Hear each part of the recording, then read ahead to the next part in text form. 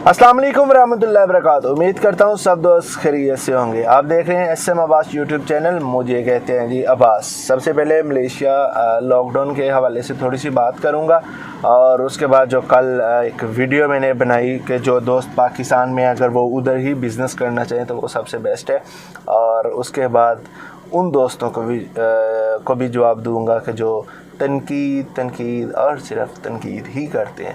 तो सबसे पहले स्टार्ट करता हूँ मलेशिया लॉकडाउन के हवाले से। भाई आज इंशाल्लाह अब से कुछ देर पहले बाद जो इनके मलेशिया के जितने भी स्टेट्स हैं सब के किंग एक मीटिंग करेंगे और उसमें वो फ़ैसला करेंगे कि नेक्स्ट हमने क्या स्टेप उठाना है अपने मुल्क की बेहतरी के लिए, और ये सारे के सारे बादशाह ही इसमें आएंगे, शिरकत करेंगे, ना कि कोई सियासी या हुकूमती नुमाइंदगान।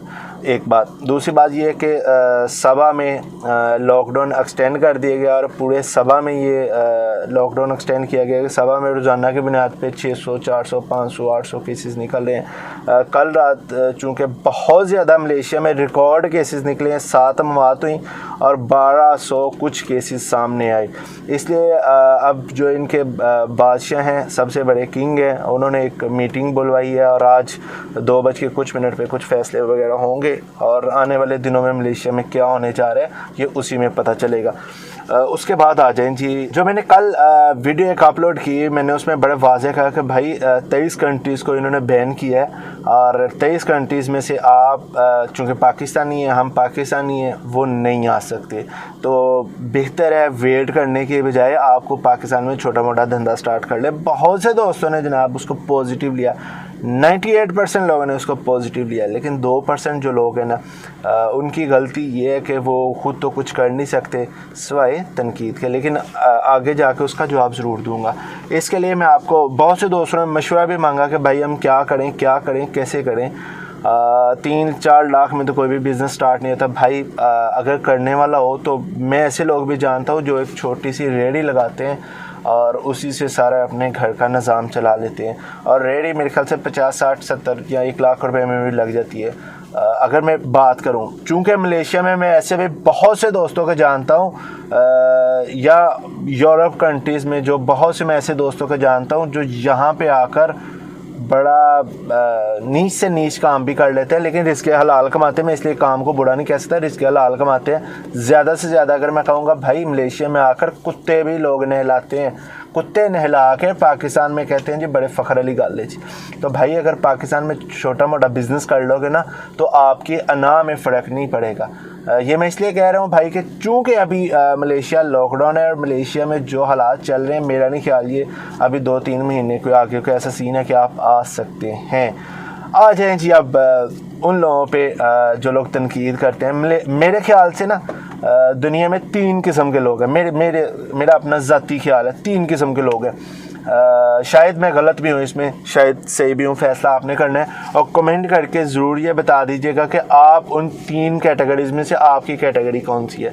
एक वो लोग जो गर्दन से ऊपर वाला हिस्सा इस्तेमाल करते हैं और दुनिया में सर्वाइव करते हैं। गर्दन से ऊपर वाला हिस्सा इसलिए कह रहा हूँ कि भाई अपना दिमाग इस्तेमाल करते हैं। वो बहुत ज़्यादा मतलब हील हुज्जत नहीं करते, बस जहाँ भी हो जैसे भी हो बैठे बैठे काम करते हैं, सिर्फ अपना दिमाग इस्तेमाल करते हैं और दुनिया में सर्वाइव करते हैं। लाखों करोड़ों रुपए कमाते हैं सिर्फ दिमाग इस्तेमाल करके। कुछ लोग वो होते हैं जो गर्दन से नीचे वाला हिस्सा इस्तेमाल करते हैं, मतलब अपना जिस्म, जैसे मेहनत मुशक्क़त होती है भाई, धूप में काम हो गया, बहुत से काम ऐसे हैं जो बंदा करके तो गुजारा करता है, सर्वाइव करता है, और बड़ा फ़ख्र महसूस होता है जो लोग मेहनत मजदूरी करके ऊपर आते हैं। और वो लोग भी अल्लाह का शुक्र है जी, अपना जिनके पास हुनर है वो अपने हुनर का इस्तेमाल करते हैं और वो भी दुनिया में ऊपर आते हैं।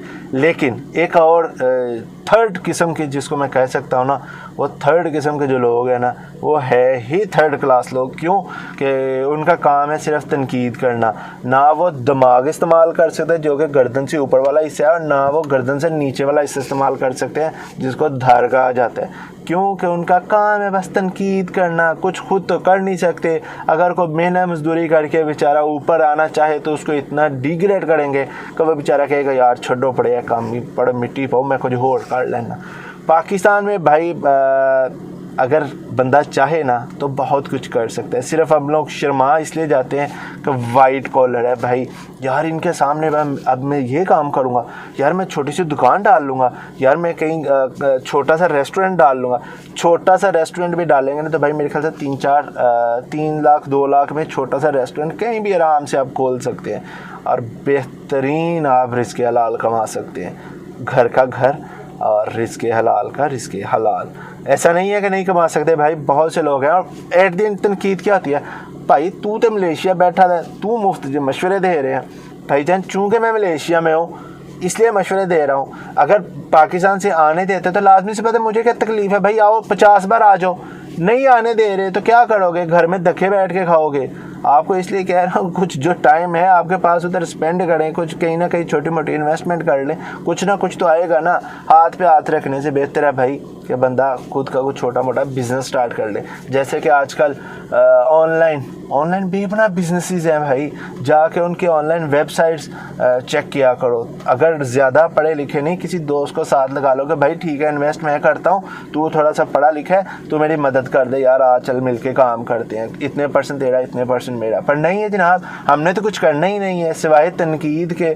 50,000 के या 1 लाख रुपए कहीं से छोटे से टावल वगैरह ले लेना तो वही ऑनलाइन बेचना शुरू कर देना तो मेरे ख्याल से अच्छी इनकम आ जाती है। लेकिन नहीं जनाब, हमने कुछ नहीं करना सिवाय तनकीद के। और कहना क्या है, फालतू दे मलेशिया बैठा था मुफ्त मशवरे दें दे। जी मैं मलेशिया बैठा हूँ, लेकिन अल्हम्दुलिल्लाह मैं दिमाग के गर्दन से ऊपर वाला हिस्सा भी इस्तेमाल करता हूँ, गर्दन से नीचे वाला भी, तभी इस मुकाम पे हूँ। अस्सलाम वालेकुम रहमतुल्लाहि व बरकातहू।